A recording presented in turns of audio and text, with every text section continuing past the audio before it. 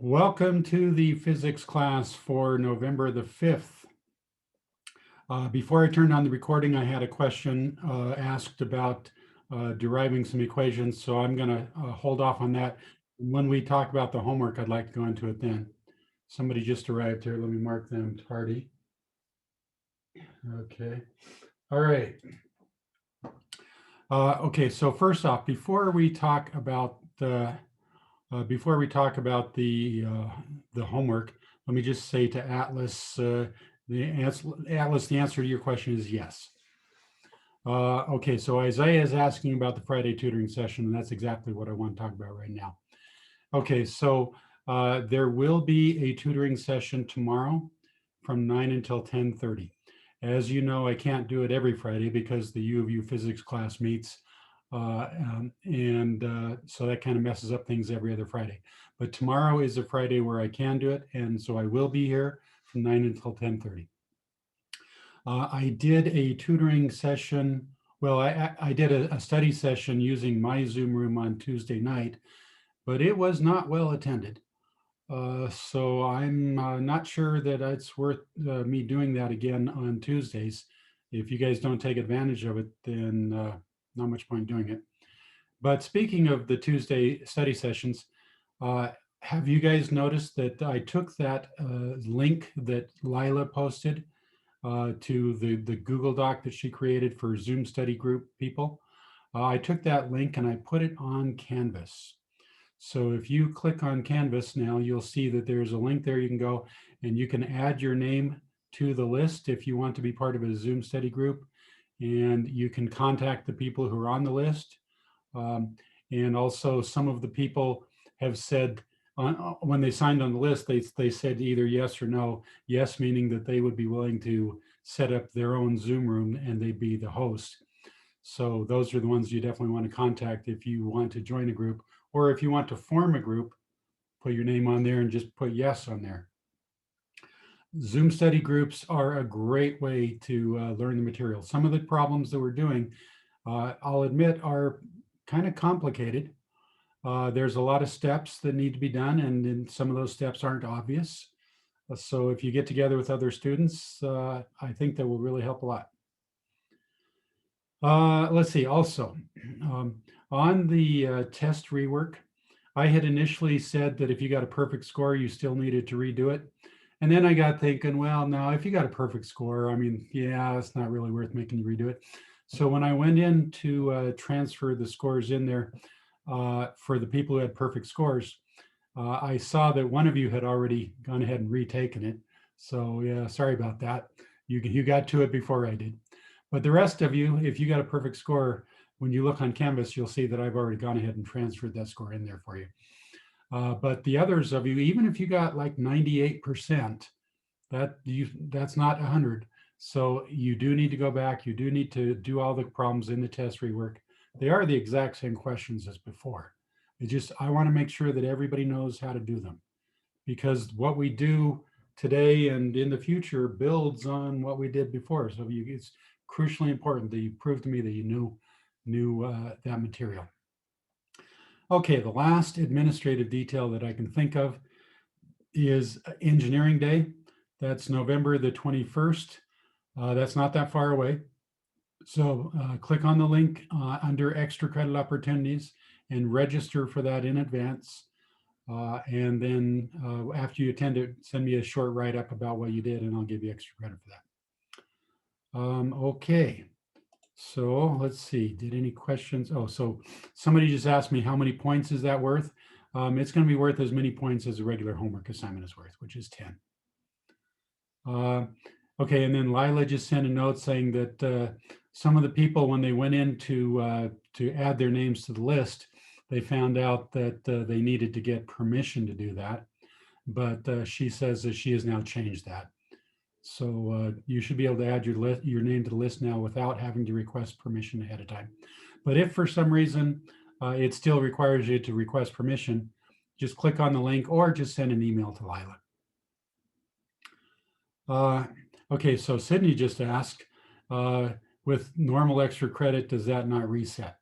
Okay, yeah, so the extra credit that you earned last term, That's last term. So this is a new credit. This is a new term now. So extra credit starts from 0 again now. So even if you maxed out your extra credit last term, well, it's a new term now. So you start fresh. And the extra credit that you get from the U of U Engineering Day, that is separate from the normal extra credit limit. Okay, so Sid, I see your question there, and tell you what, send me an email about that. Let's talk one-on-one about that. So no, I don't want to take up everybody else's time on that. Okay, so let's talk about last night's homework. Let me share the screen here.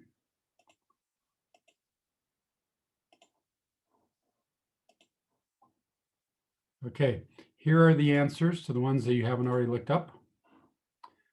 I'll give you a minute to look those over. Now, we have a fair amount of new material that we have to cover today, so I can't spend very much time talking about them. So let's do what we normally do. Let's take a vote. If you could only see one problem, which one would you vote for? So type it into the chat box. And I'll try to do 2 problems if time allows, but if you could only do one, which would it be? So I'm seeing 4, I'm seeing 6 or 4. Looks like 4 is winning most of, yep. Okay, looks like 4 is the clear winner, although 6 is coming in close behind it. All right, so let's start with number 4. Let's try to do it quickly, so hopefully we'll have time to do number 6 as well. Let me open up a new whiteboard. Okay, and so problem number 4, that's the one where we're kicking the ball, and we want to know the hang time, maximum height, and the ball's range. Okay, so first thing that I always do is draw a picture. Even if I don't really need to, even if I can picture it in my mind, I still draw a picture. It really helps a lot. Okay, so here's the ground. So the ball is being kicked from ground level and is being kicked up at an angle of, what is the angle? 30 degrees. Okay, so my picture is a little bit off. That's not 30 degrees. Let's try that again. Okay, that's a little bit, well, even that's not really good. Okay, if I don't get it right this time, we'll just call it good. Okay, so that's about 30 degrees. And the ball is being kicked at a speed of 27 meters per second. Actually, it's 27.0, so we have 3 sig figs. All right, and that's about all they give us. Okay, so we want to know the hang time. So what in the world does hang time even mean? Well, it just means how much time is the ball going to be in the air. That's all they're after. Okay. All right, so we want to know how much time the ball is going to be in the air. Okay, so we look at this and we say, ooh, that looks like an evil problem. What makes it evil? The fact that it's 2-dimensional. These equations of motion that we use, they only work in 1 dimension. All right, so who are we going to call? Well, don't say Ghostbusters. We're going to call the evil twin. Now, last time we did this, Jonas was the evil twin and Nevi was the good twin. Let's swap roles this time, if you don't mind. Let's let Nevi be the evil twin this time and Jonas is the good one. Okay, so if Jonas does his job right, then when he kicks the ball, his football, or whatever it is, will go to the same height that Nevi's football does. Okay, so it goes to the same height, and it will hit the ground at the same time. And so that means that it will be in the air for the same amount of time. So the hang time for Jonas's ball will be the same as the hang time for Nevi's football, but only if Jonas does his job right. So Jonas, can you unmute yourself and tell me, what does it mean to do your job right? What is it that you have to do in order to guarantee that the football that you kick will be in the air for the same time as the football that Nevi kicks? Not hearing you. Isn't the angle matter? Well, you are the good twin. So you are 1-dimensional. So when you kick the ball straight up. Now, the angle does come into the calculations there. Anybody else want to unmute themselves and tell us what is it that Jonas has to do in order for the football that he kicks to be in the air the same amount of time as the football that Nevi kicks? Don't you He's have gotta to? Oh, sorry.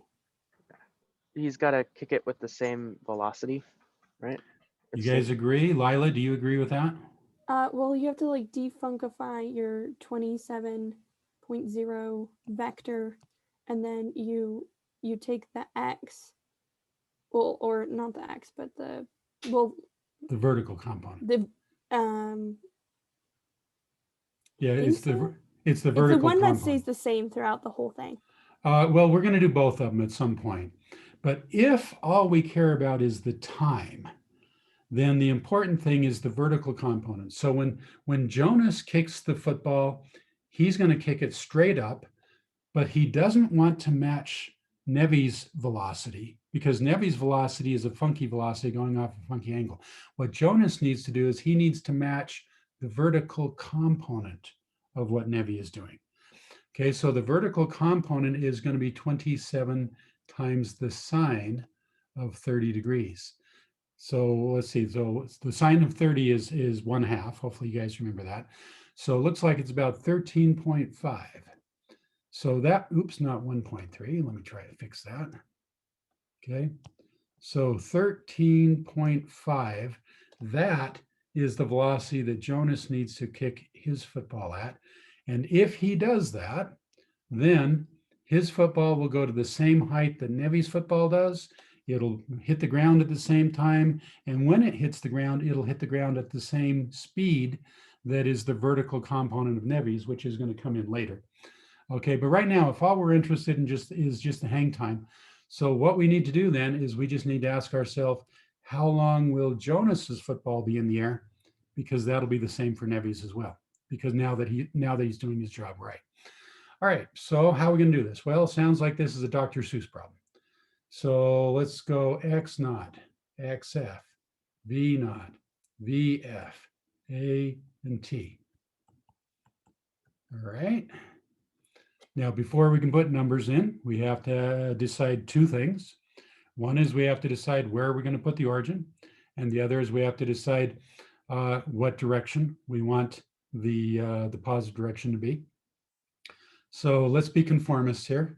Most people like to put the origin wherever the ball is when we start the clock going. So then by definition, X naught is 0. Because remember, X naught, what that means is how far from the origin is the ball at any given time. So the way we define things, X naught is going to be 0. And now XF. Okay, I can think of a couple of ways that we could solve this problem. One way is we could just stop the clock when the ball is up here at the highest point and calculate how much time it needs to reach there. And then recognize that that's not the hang time, that's only half of the hang time. But that's easy to calculate, and then we could calculate that and then just double the time. Now we could also stop the clock when the ball gets back down to the ground. Okay, so if we stop the clock when the ball gets back down to the ground, then X final is going to be 0. But if we decide, well, we'd rather stop the clock when the ball gets up the top here, then X final is not going to be 0 in that case. In that case, X final is going to be some number that we don't know what it is. Okay, so we could do it either way. Tell you what, let's stop the clock when the ball gets to the highest point. Just for grins. Okay, so we don't know how high the ball is going to go. Now we do know the initial velocity. The initial velocity is 13.5. Make sure that you put in the initial velocity that the good twin is doing, not the initial velocity that the evil twin is doing. Okay, now V final. All right, so if we stop the clock when the ball is up at the highest point there, what is V final going to be? 0, right? For a brief instant, the velocity of the ball is going to be 0, and then it's going to start going back down again. But if we stop the clock when the ball reaches the highest point, final velocity is going to be 0. Okay, what's the acceleration? Well, it's going to be negative 9.8. So I've obviously assumed that the plus direction is down. Or I'm sorry, plus plus direction is up is what I meant to say. Okay. All right. And then the time, well, that's what we're looking for. All right. So let's put a box around that. All right. So we need an equation that's got a t in it and does not have a VF in it. Oh, I'm sorry, an XF. Does not have an XF in it. All right. So let's get out our Dr. Seuss equations here. So you know that sheet that I sent you guys a while back?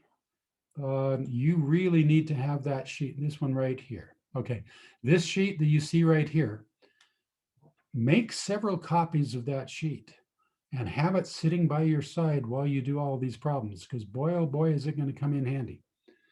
All right, so let's take a look. I need an equation that's got a t in it and does not have an XF in it. Looks to me like it's this one right here. So V final we know, V initial we know, A we know. Yep, okay, so we know everything in that equation except for T. So it looks to me like we're good. All right, so we could do it on this sheet here, or we could just go back. Let's go back to our whiteboard. All right, so the equation we've decided we're going to use is VF equals V naught plus AT. We want to solve for T. So let's subtract a V naught square or V naught from each side. So VF minus V naught. And by the way, let's divide by A as the well. Divide by A equals T. Oops, not equals A, equals T.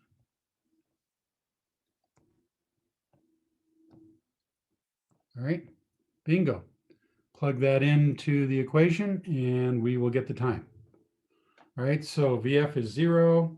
V naught was 13.5. Acceleration is negative 9.8. Okay, so I'm getting the t equals 1.377. Okay, so if I put that in for my answer, if I'm only allowed, let's see, well, let's not worry about sig figs.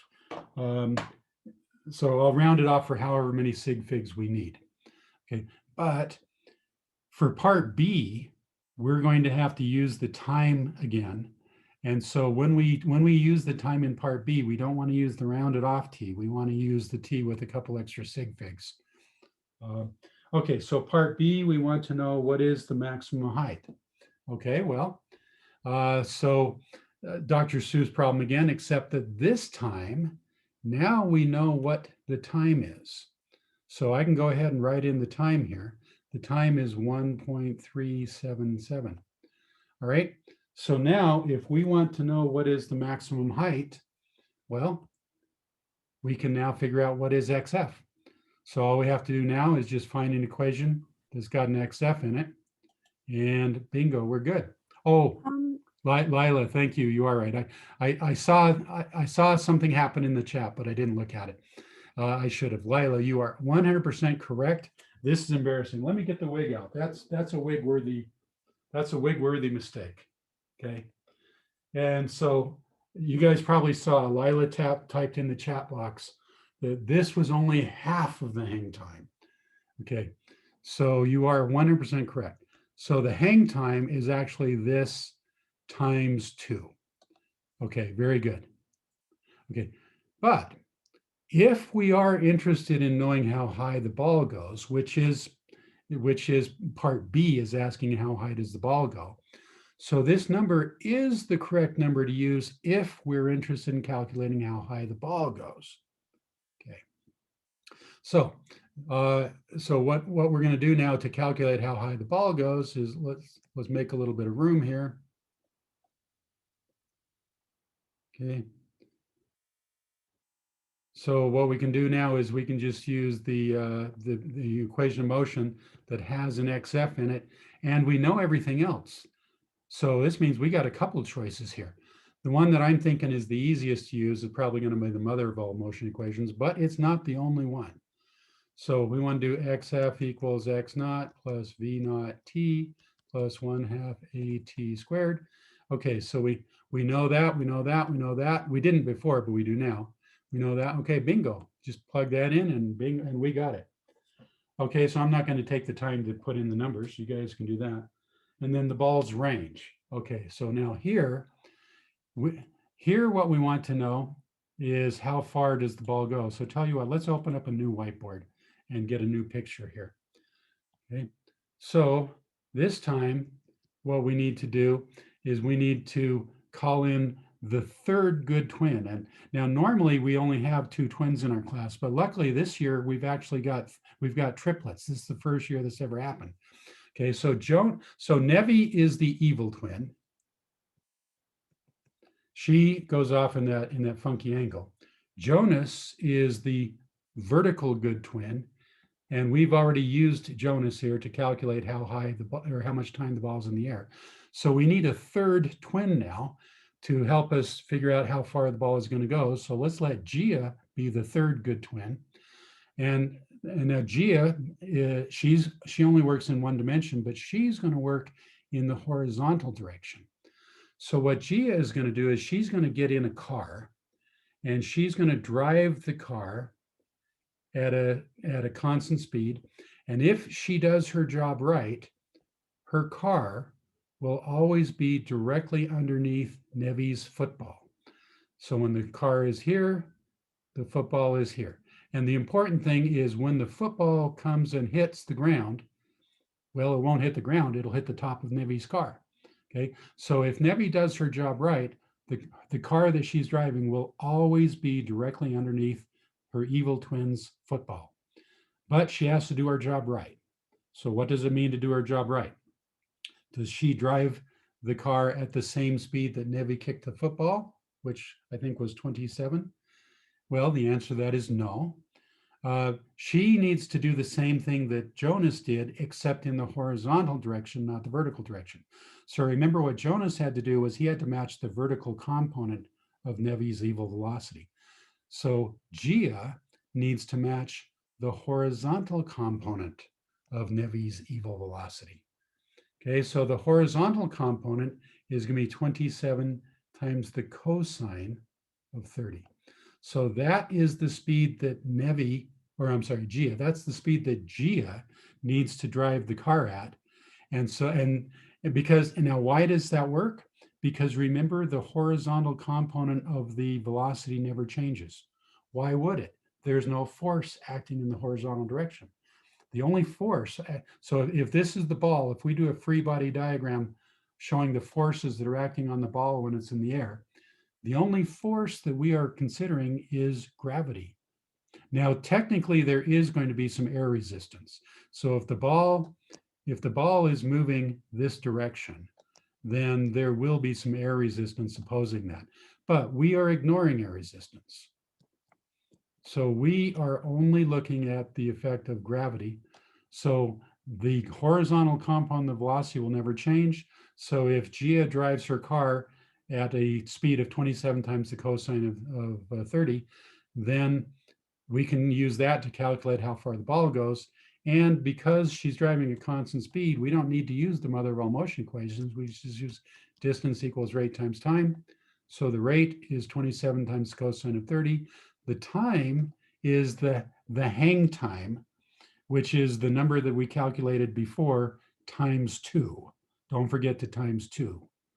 Okay, and bingo, we're good. So I'm thinking that I'm going to stop there because otherwise we won't have time to do problem number 6. So we're okay on that? I actually think I found an easier method. Oh, there are many other methods that you can do. I know, Okay, but here's the let's one not I take did. time. If you don't mind, we've got a whole lot of things we need to do today. So All right, then. I 100% agree there are other methods to do this. That's part of the beauty of physics. So if you have another method that you like better, go with it. No, I'm just asking if this method works all the time or most of the time, where you you put down the cosine of Okay, whatever Caleb, can I number. ask a favor, please? Yeah. I have a long list of things that I need to do today. All And right. if we spend time talking about alternate methods, we're not going to have time to do the important stuff that we need to do. Okay. So how about sending me an email, and I'll be glad to discuss it with you via email, but we got other Okay. things. And in fact, because I am concerned that we might run out of time, let me do this. Let's hold off on doing problem number 6. let's talk about the new material. And then at the end of the period, if we have time left over, I'll gladly do problem number 6. And if we don't have time left over, then hey, I'll do it tomorrow morning during the Zoom tutoring session. Okay, so let's talk about the new material now. So we are going to move on to what's called a uniform circular motion. Let me open up this thing here. Okay, so we're still in chapter 6, and we're going to talk about cars that are going around curves at a constant speed. Okay, so let's say that you got a car and you're going around a circular racetrack and you're going at a constant speed. All right, so let me turn on annotation here. So the speed of the car right now, let's say that it's 60 miles per hour. But when the car was over here, it was also going at 60 miles per hour. And then later when the car gets over here, okay, it's still at 60 miles per hour. So the driver of the car here is being very careful to make sure that the car goes at a constant speed. So I would like to take a poll here. I'd like you guys to type the answer to a question into the chat box, but I want you to type it in using a private message, not a public message, because I don't want everybody to see your answer. So the question is this: if the driver of the car is being very, very careful to make sure, he's watching the speedometer as he goes around the curve here, and he's being very careful to make sure that he goes at a constant speed of 60 miles per hour.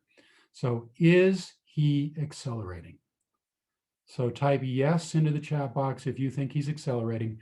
Type no into the chat box if you think he's not. Okay, interesting. Keep going. I need everybody to type in answers. Okay, Lily is saying that this is definitely a trick question. Yes, Lily has figured out how my mind works. If any other teacher had asked you this question, then many of you might say no. But Lily realizes that if Mr. Hendricks asked the question, there must be a trick to it. Okay, so Lily, your punishment for saying that is you need to tell us, what do you think is the answer? Go ahead and unmute yourself. Okay, I know the answer is yes, but I'm not sure why. Okay, all right, so the answer is yes, but you're not sure why. Okay, anybody? So the answer is in fact yes, and several of you did say that. Let's see, Atlas, you were one of the people that said yes. Would you be willing to unmute yourself and tell us, why did you say yes?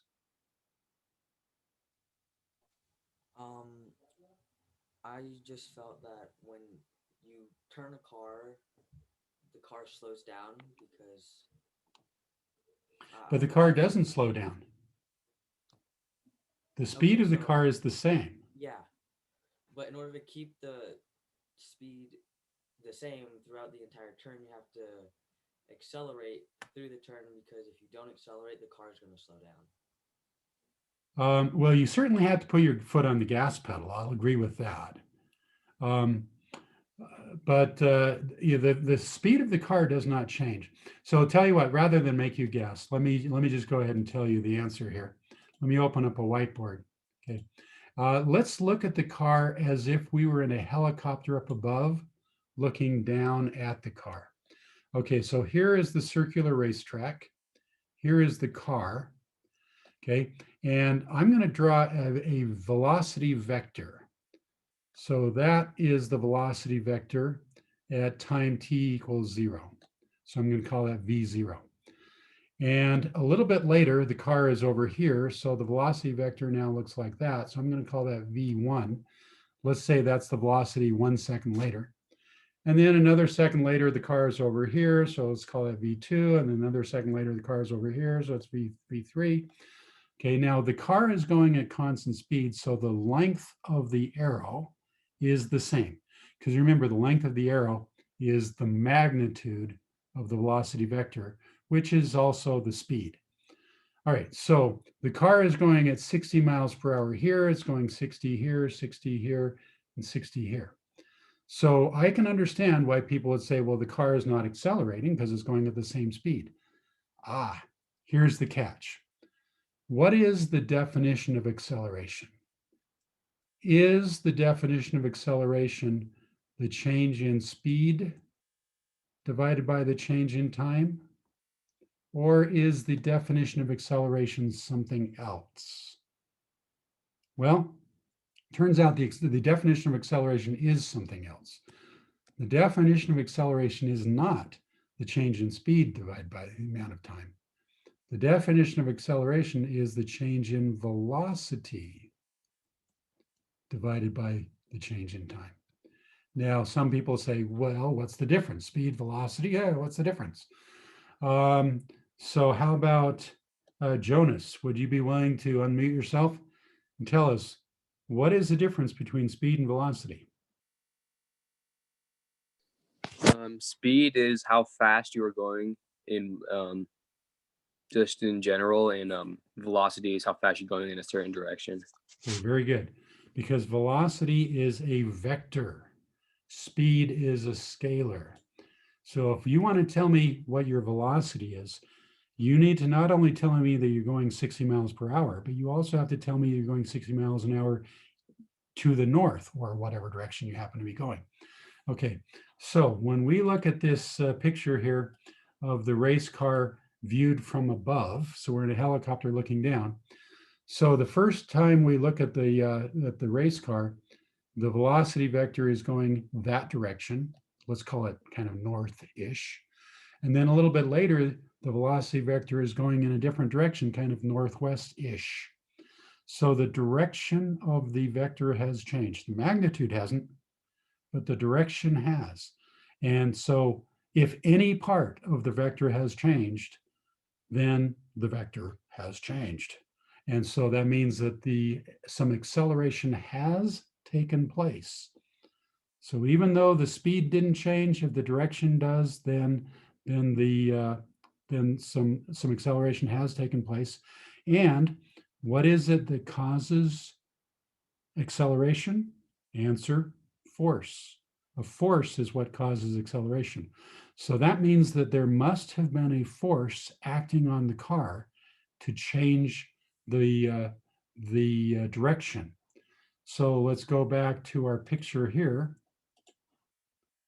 So when this car is going around a curve, hopefully now you guys agree that it is in fact accelerating. So there must be a force acting on the car to cause that acceleration. So where's that force coming from? What is it that is pushing or pulling on the car? You muted. Sorry, how did that happen? Okay, so did you understand the question? So if the car is changing direction, that means it's accelerating. So if it's accelerating, that means there must have been a force that caused that acceleration. So where's that force coming from? Any suggestions? Centripetal force, like the. Okay, so that is an important word that we need to know, and I'm going to talk about it in a minute.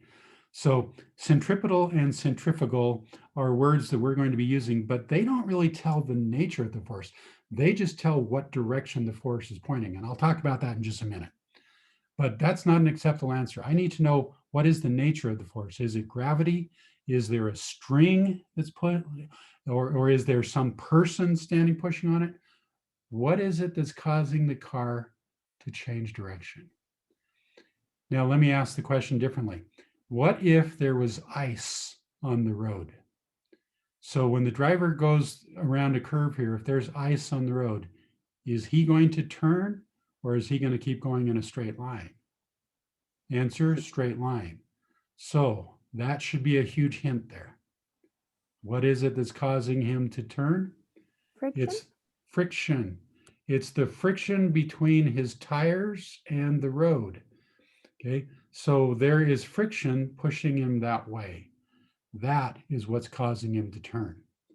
Now, what direction is the friction force acting? Now we come to these words that that she used just a minute ago. So there are two words that you need to know. There's centrifugal and there's centripetal.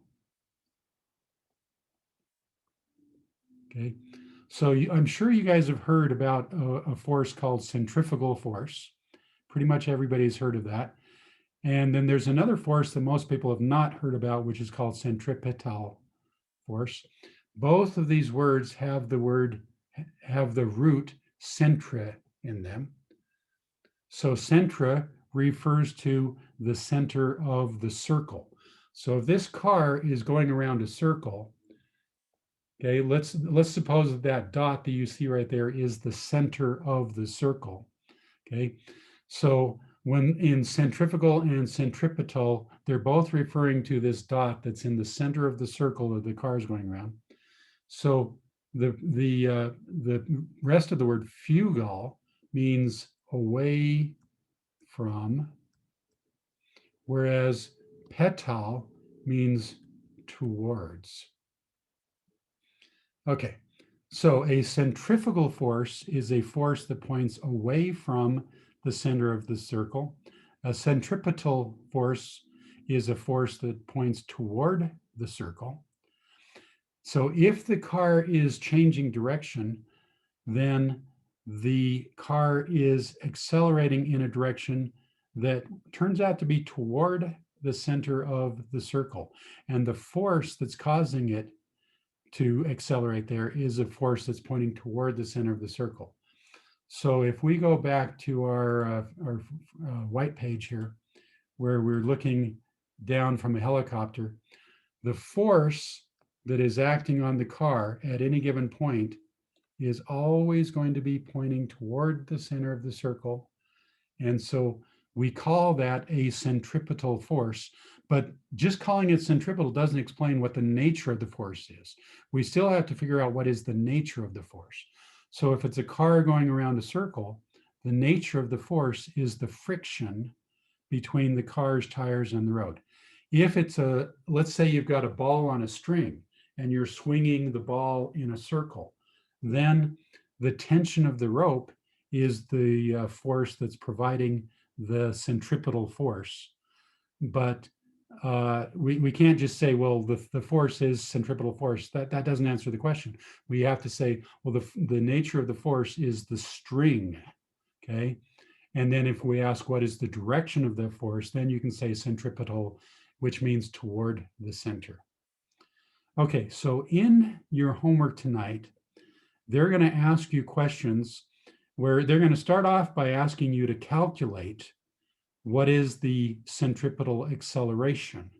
Or so in other words, this car that's going around a circle here, it's moving at constant speed, but we've claimed that it is accelerating. They're going to ask you to put a number on what that acceleration is. And so you're going to need to know a very important formula. Now, one thing that I firmly believe in as a teacher is that we should always derive the formulas. We shouldn't just trust that whoever gave us the formula knew what they were doing. We should derive it. And so in a few minutes, I am going to derive the equation.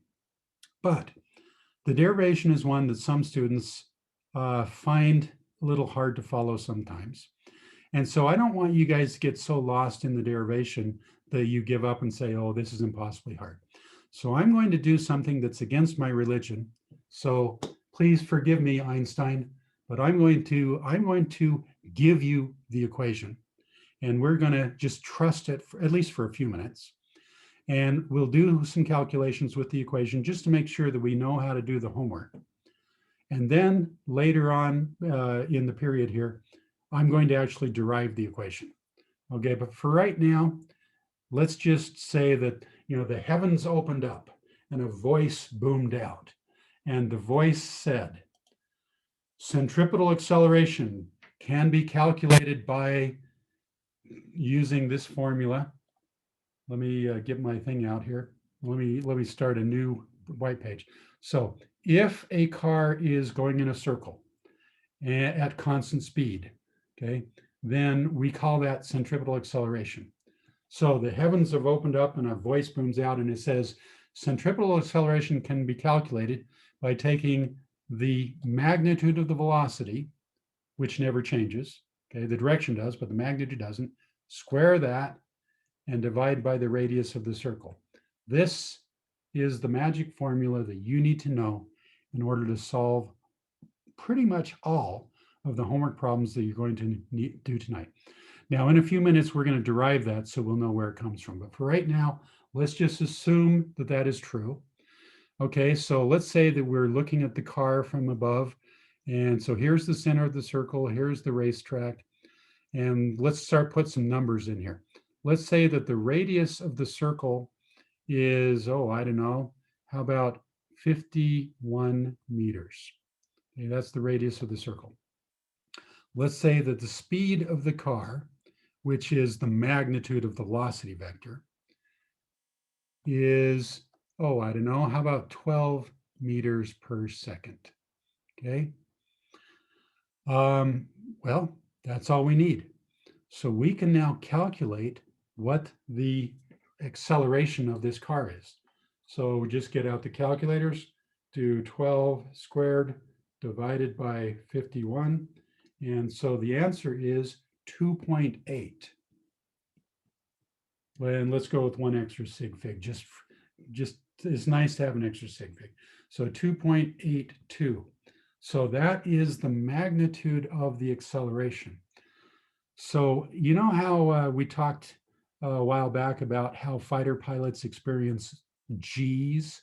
So when the fighter pilot is launched off from the airplane, you know, we calculated how many G's the pilot experienced. Well, the same thing is true here. When the driver of this car is going around a circle, they're going to feel a force pushing on them.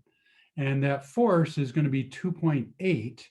So if we were, so if, or I'm sorry, the acceleration that they're feeling is 2.8. And so if we take the G, so remember G is equal to your acceleration that you're experiencing divided by the acceleration due to gravity. So if I divide that by 9.8, that means this person is experiencing about a third of a G. So about 2.9 or 0.29, about 2.29 Gs. Okay, that's what this person is experiencing. Now, as a result of this acceleration they're experiencing, the person in the car, if they aren't wearing their seatbelts, they are going to get thrown against the door here. So let's say that you're a passenger in this car and you're not wearing your seatbelt. So as you go around this curve, if you go around really fast, you're going to get thrown against the door. And so you're going to say, well, hey, some magical force threw me against that door. And so you might be tempted to say that this magical force that threw you against the door is centrifugal force. That's what a lot of people actually do call it. They say that when you go around the curve there, you experience something called centrifugal force, and it throws you against the door. But is it really a force? Okay, so let's look at the car when it was over here. So you're in the car and you are moving at a velocity v. Now I'm going to say v, and this time I'm going to put a little arrow above it because I want to talk about the velocity vector. So if I put a v without an arrow above it, what I mean is the magnitude of the velocity vector. So if I want to make sure that I'm talking about the entire vector, I'm going to put a little arrow above it, like oops, oh, I hate it when I do that. I forget that I'm in erase mode, not draw mode. Okay. All right. So if I want to talk about the entire vector, I'm going to take the V and I'm going to put a little arrow above it, just to remind me that it's a vector. Okay. So do you remember a couple of weeks back when we were first talking about Newton's laws? And I asked you, what is Newton's first law? And some of you said, well, Newton's first law is an object in motion wants to remain in motion. And I said, that's only part of it. The other part is an object in motion wants to remain in motion in a straight line. That's the part that your junior high school teacher quite often leaves out. And I told you a couple weeks ago, I said, that's going to become important later. Well, now is when it becomes important. Okay, so if you are in the car here and you're not wearing your seatbelts, okay, you have a velocity vector that looks like this. And Newton's first law says that you want to keep moving in a straight line. So your body wants to keep going like this. Okay, so the car will not allow you to do that because there's a force acting on the car. It's the friction of the wheels on the road. And that force is causing the car to change direction. But if you're not wearing your seatbelt, then you're not going to change direction. So you're going to keep going. So what's going to happen is right about here, you're going to hit the door of the car. And so that door of the car is then going to exert a force on you. And that force is going to cause you to change direction. So if we do a free body diagram of the forces acting on you, there will be a force right here acting on you that will be pushing you toward the center of the circle. And any force that goes toward the center of the circle is a centripetal force. So when the door pushes on you, that door becomes a centripetal force. But we still call it the normal force because whenever you have a body in contact with either a floor or a wall or a ramp, we call that the normal force. So the force that's pushing you toward the center of the circle is the normal force of the door pushing on you. But we still call it a centripetal force because it's pointing toward the center. So this force that you think is throwing you against the door is not really a centrifugal force. It's really just inertia doing what inertia does. It's just Newton's first law in motion. Also, isn't there like a loss of acceleration where you aren't decelerating when you're turning, but you're also not accelerating? That's why you keep a somewhat steady 60 on a road like that. Well, you are going at a steady speed. You are very definitely going at a constant speed. Okay, and so yeah, you probably got your foot on the gas. Okay, but let's not get in the nitty gritty there. That's just going to confuse us. If you're moving at constant speed, let's just accept that and leave it at that. Okay, so the important thing is that there is not really a centrifugal force at work on you. Now, the purists might say, well, Newton's third law says that wherever there's a force, there's an equal and opposite reaction force. And so if we were to do a free body diagram where instead of doing the forces acting on you, we do the forces acting on the door. Okay, so if the door is pushing on you, you are pushing on the door. The direction of the force is away from the center of the circle. So if you really want to be a purist, you could say that that force is the centrifugal force. Okay, but I prefer not to go there. I prefer to look only at the forces that are acting on you. So then the force that's acting on you, there is no centrifugal force acting on you.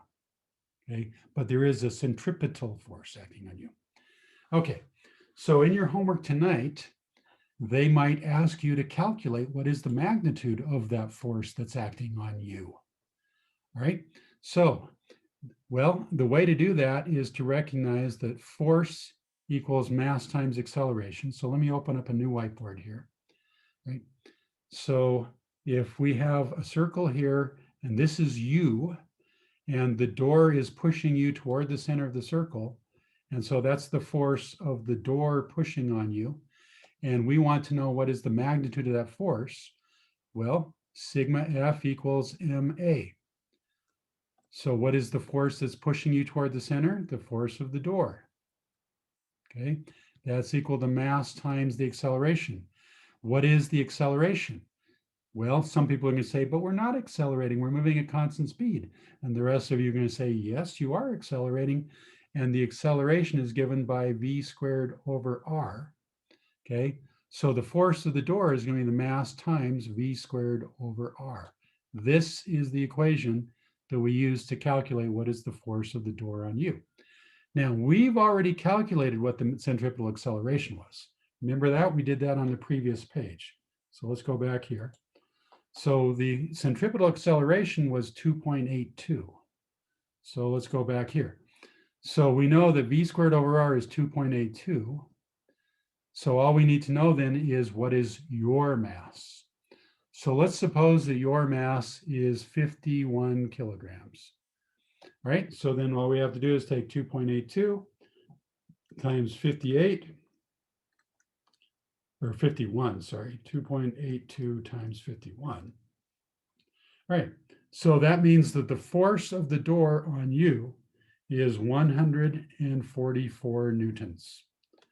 And if we're allowed 3 sig figs, that's what we call it. If we're only allowed 2 sig figs, then we round it off to 140, okay? But basically, this is how you're going to do tonight's homework problems. You're going to recognize that whenever you're going around a circle at constant speed, the acceleration is going to be given by the magnitude of the velocity vector squared divided by the radius of the circle. So remember how I said that if I take v and I put an arrow above it, that reminds me that it's a vector, which includes direction. But if all I care about is the magnitude of the vector, then what I can do is I can put it under absolute value signs, and that will be v without an arrow on it. Okay, so if I say v squared over r like this, then okay, so that's talking about the magnitude of the velocity vector squared divided by r. Okay, so if I know this, then the homework problems tonight should be relatively easy. So give me thumbs in the chat box. So yes means, okay, we got it, feeling really good, relatively good about it. No means I got questions about it. Okay, yes-ish, okay. All right, so after you do some problems tonight, you should be pretty good on that. Okay, so now we have enough time left. Now I can repent of my sins and I can derive the formula, because that's what makes physics physics, guys.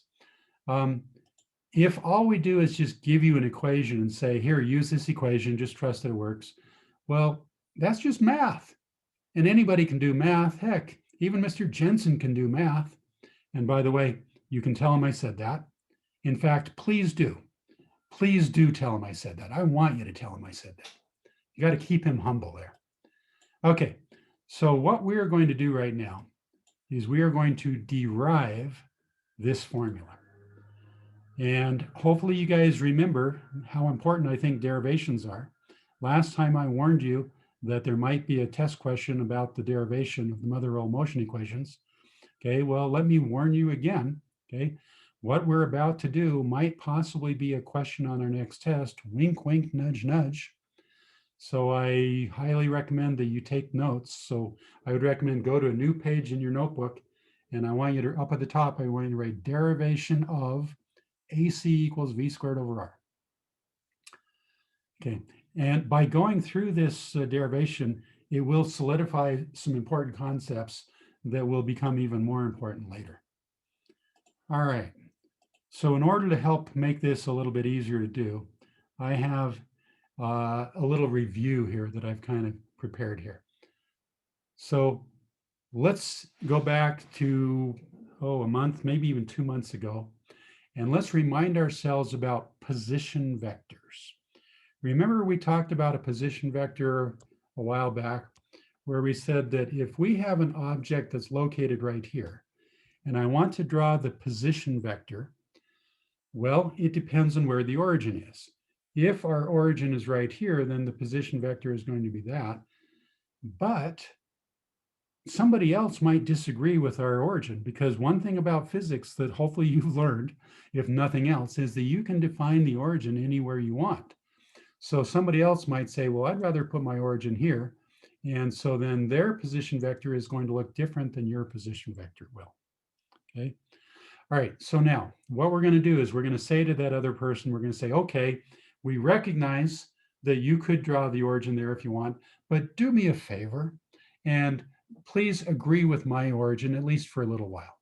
So the person says, okay, I'll agree with your origin. All right, so if we draw the position vector of an object, so we get this vector here. And while we're at it, let's also draw the velocity vector. Put them both on the same drawing. Okay, so if the object is located right here and is moving in this direction at this speed, so what we have is both the position vector and the velocity vector at some point in time. Okay, so let's wait a second or two, and the velocity the object now moves. Okay, so the object is now located right here. So we have a new position vector, which looks like this. And not only has the velocity, the object moved, but it has also increased speed. Notice how the velocity vector is bigger now than the old velocity vector. Okay, so the object has moved, so it has a new position vector, and it has changed speed, so it has a new velocity vector. Okay, so I want to know what is the displacement of the object. So hopefully you guys remember that we've defined displacement. Let me do that in a different color. I want to do my displacements in blue and my velocities in red. Okay, so displacement, we define that to be the change in the x position, which is x final minus x initial. And when we did this before, we weren't really worried about vectors. We were just looking at the magnitude. But now I want to worry about vectors. So I am going to put an arrow above each of these things to remind myself that the displacement is a vector, and it's given by the final vector minus the initial vector. And so let's do this. We're going to add and subtract vectors, and we're going to do it the way that sailors do it, because as you know, the best way to learn physics is to go sailing. Okay, so let's click on it right here. And so let's move a couple vectors around. So you guys know the way sailors add vectors is they just draw them, right? So if I want to do x final minus x initial, well, here's my x final vector. And so what I need to do is I need to subtract my x initial vector. Okay, so if I want to add vectors, then x final vector minus x initial vector is the same thing as x final vector plus negative x initial vector. Okay. So that means I'll take my x initial vector, I change the direction that way, and then I add these vectors the way that a sailor adds vectors. So here's my starting point. I draw my first vector, and wherever my first vector ended, that's where I start drawing my second vector. So what that means is that my delta x vector, which is this, is going to be right here. So the delta x vector is going to be the vector that starts here and ends there. So this is my delta x vector. Make sense? Okay. And so let me clear that away. Okay, so let's go down here. And let's see. Let me do this. Okay, so there you go. There is my delta x vector. Make sense? Okay, now I can do the same thing with my velocity vectors. Okay, if I want to know what is my change in velocity, and it's a vector, not just a scalar. So delta velocity vector, well, that's my v final vector minus my v initial vector. Okay, and so what I can do then is the same thing. I say, here's my v final vector down here. So what I can do then is I can take my v initial vector. Let me clear out my drawings here. Okay, so I can take my v final vector and I can position it anywhere I want to put it. I can put it right. Oops, those guys are supposed to be stuck together. Well, let's just position it there. Okay, so here's my V initial vector. And if I do the same thing that I just did, then bingo. So there is my delta V vector. Okay. So you can see I've got a delta V vector, I've got a delta X vector. Now you might say, well, okay, that's nice, but why waste the time doing that? Because it's so easy to do it the old way. Well, okay, now here we go. We have now graduated. We are no longer living in a one-dimensional world. We are now living in a two-dimensional world.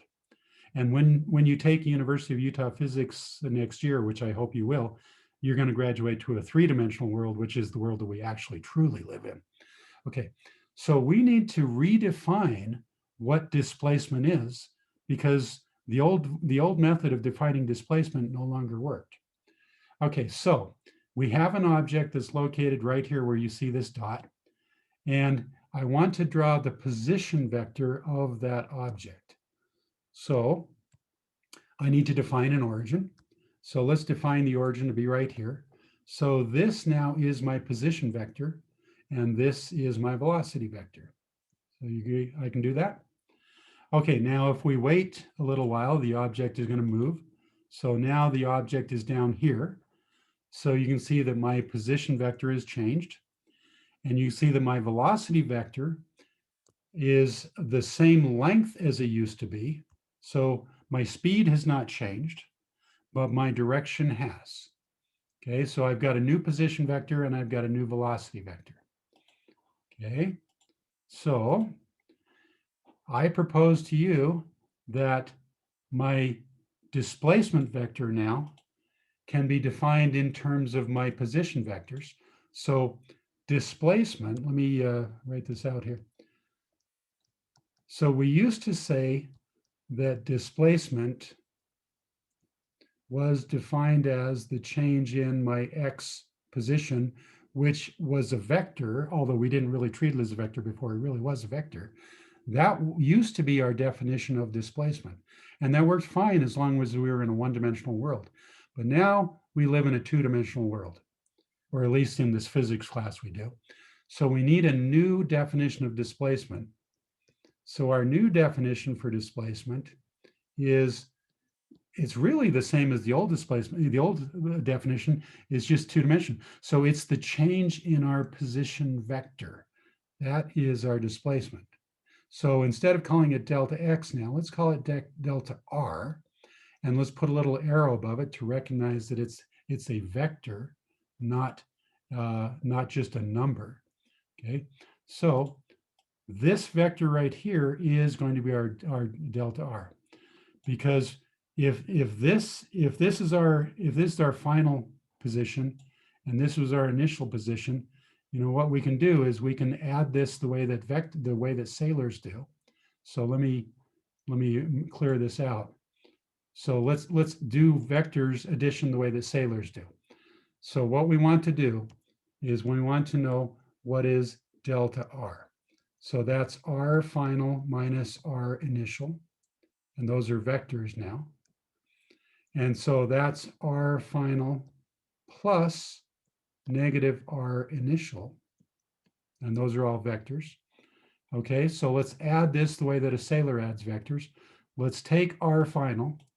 So here's our final, and we can position it anywhere we want as long as we don't change the direction. Okay, so what we're going to do is we're going to add negative R initial. Okay, so there's our initial, but negative R initial is going to be a vector that goes the other direction. Oops. Okay. So if this is our initial, but I want negative R initial. I don't want R initial. So I want the vector that starts here and goes there. So what I've just drawn right there, that is negative R initial. So if I add these vectors the way that a salar does, I take the first vector, put the second vector where the first vector ended, draw the second vector. And so whatever is, so the final answer is the vector that starts where it starts, ends where it ended. And guess what? It's this guy right here. This is in fact my delta R. That makes sense? Okay, so let me erase some things here.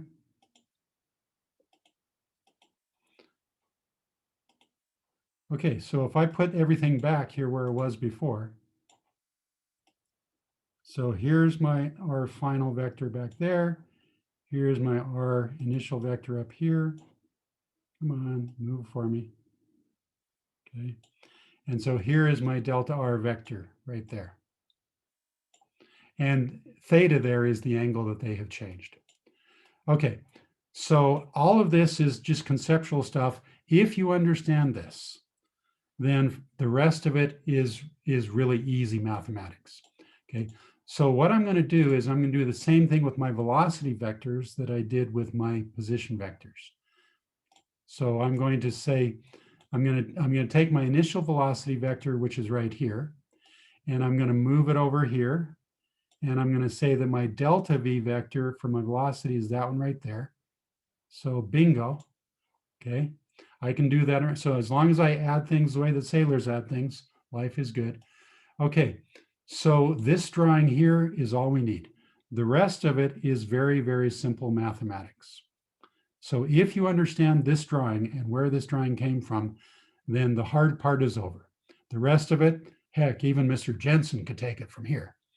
All right, so when you took Mr. Jensen's class, you hopefully recognized that if you have two similar triangles, you can do some neat things with those similar triangles. So first off, let's convince ourselves that these two triangles that we have really are similar triangles. So if I look at my blue triangle here, I notice that the length of this vector and the length of that vector, they're the same. So how about let's do the same thing that we did before. Let's say that I'm going to say that the magnitude of my R vector, I'm just going to call that R without an arrow over it. Okay, so the length of this vector is R, the length of this vector is R. I'm going to do the same thing with my V's. I'm going to say that the magnitude of my V vector, I'm just going to call it V without anything. So the length of this vector is V, the length of this vector is V. Okay, makes sense? All right, so I've got a triangle. Let me get that again. So I've got a triangle here that's an isosceles triangle. The length of this side is R, the length of this side is R. I've got a triangle here that is also an isosceles triangle. It's a different size triangle, but it's still isosceles, so that's V and that's V. If this angle here is theta, I propose to you that this angle here is also theta. Now, it doesn't look like we have time for me to prove that, so I'll let you guys play with that on your own and convince yourselves that that really is true. Okay, so if that's the case, now all we have to do is say, hey, Mr. Jensen, what are some rules about similar triangles? And so Mr. Jensen is going to say, well, if you take the ratio of this side over that in the blue triangle, it will be the same as the ratio over the corresponding sides in the similar triangle. So what that means is delta R divided by R must be the same as delta V divided by V. You guys gonna let me get away with that? I mean, that is in fact the case. All right, so we are almost done now. What we need to do now is let's go back to the definition of acceleration. The definition of acceleration is the change in velocity divided by the change in time. Acceleration is a vector and velocity is a vector, okay? So let's take this equation and let's solve it for delta V. Let me change colors here. So if I multiply both sides by delta T, that goes away. And so then I'm left with delta, I'm left with A times delta T equals delta V. So I'm getting rid of the arrows above because all I care about is the magnitude. Okay, so wherever I see a delta V here, I can just replace it with A times delta T. So what I'm going to get then is delta R divided by R equals A times delta T divided by V. I'm almost done. I'm really, really close to being done now. So what I'm going to do now is I'm going to multiply both sides by V and divide by, and divide by delta t. So that cancels that. If I do that to the one side, I have to do the same thing to the other. Oops. So I have to multiply by v and divide by delta t. Okay, so now what I'm going to do is I'm going to just rearrange things ever so slightly. So I'm going to say v divided by r times delta r divided by delta t. Okay, that equals acceleration. So why did I do that? Well, because delta r over delta t, that's our new definition for velocity. Remember how we used to say that velocity was defined as the change in x divided by the change in time? That worked fine when we lived in a one-dimensional world, but now we live in a two-dimensional world. So our new definition is delta r divided by delta t. So if this is equal to v, then what that means is we've got v squared divided by r. Bingo, we are done. So now we know that that voice that we heard booming out of the heavens, telling us the formula for calculating the acceleration, that voice wasn't lying. Acceleration really truly is given by v squared over r. Okay, now, you can understand now why it is that I didn't want to do that at the very beginning, because I'm willing to bet a large sum of money that at least half of you are sitting there saying, saying what? Okay. So here is the beauty of teaching things online. What we just did was recorded. I'm going to post that recording on Canvas. So if you didn't fully understand what I did, well, no problem. Go back and watch it on Canvas and pause it and take notes, and then play a little bit more and then pause it and take notes and work through it very slowly and very carefully. And I highly recommend you do it, because you never know, next time we take a test, deriving this equation might possibly be a question. Okay, so any questions about that? So I do see a question here. Lila asked, why is delta r divided by r equal to delta v divided by v? It's because they are corresponding sides of a corresponding triangle. So let me go back to here. I'm glad you asked that. That's a really important question. This triangle, whoops, I have to turn on annotation before I do that. Okay, this triangle and this triangle are similar triangles. So go back and review your math notes. If you have similar triangles, what that means is you can take the ratio of any two sides, as long as they're corresponding sides. So if I take the ratio of this side divided by that side, it has to be the same as the ratio of this side divided by this side. Now, it only works if they're similar triangles, but you know, they are in fact similar triangles, so we're good. Okay, and then Charisma asked me a private question. So tell you what, Charisma, let me answer that one privately. In fact, I'll tell you what, let's discuss that one over email so we don't take everybody else's time talking about that. Okay, I hope you're good. It is now quitting time, so it worked out perfect. So you can go ahead and type bye in the chat box. Now, if you have a question that you want to ask that you don't want recorded, here, let me turn off the recording so that you can do that. But otherwise, you can just say goodbye.